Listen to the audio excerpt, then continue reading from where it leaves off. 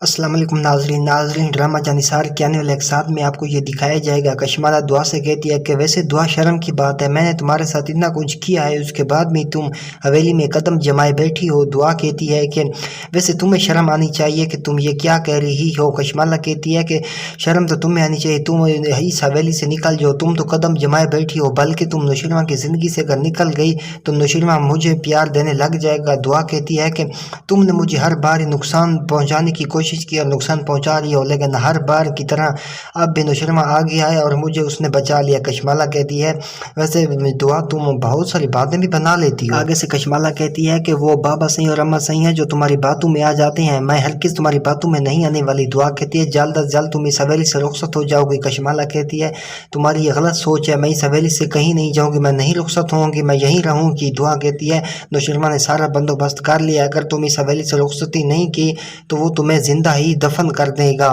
یہ باتیں سن کر کشمالہ چونک جاتی ہے کہ یہ آخر دعا کیسی باتیں کر رہی ہے۔ دوسری طرف آپ دیکھیں گے نوشیروان اسلم صاحب کے گھر پہنچتے ہیں اور کہتے ہیں اسلم صاحب مجھے بتائیں کہ یہ فضا کی زندگی میں کیسا طوفان اور کہاں سے آیا ہے۔ اسلم صاحب کہتا ہے کہ نوشیروان بیٹا مجھے بھی کچھ معلوم نہیں ہو رہا کہ یہ وہی شخص ہے جس نے میری دونوں بیٹیوں کی زندگی کو نقصان ہی پہنچانے کی کوشش کیا۔ جب سے مجھے پتہ چلا ہے کہ سرفراز کی اصلیت کا پتہ چل گیا ہے تو میں فضا کو اپنے ساتھ لے کر چلا آیا ہوں اور میں خود ہی پریشان بیٹھا ہوں۔ نوشیروان کو جب ساری حقیقت کا پتہ چل جاتا ہے وہ اسلم صاحب کو کہتا ہے کہ اسلم صاحب میں سرفراز کو زندہ نہیں چھوڑوں گا کیونکہ اس نے ان دونوں بہنوں کو نقصان پہنچایا، میں ان دونوں کو انصاف دلا کر ہی رہوں گا۔ ناظرین مجھے تو لگتا ہے اب آنے والے ساتھ بہت زیادہ ہی اوپر چلی جائیں گی۔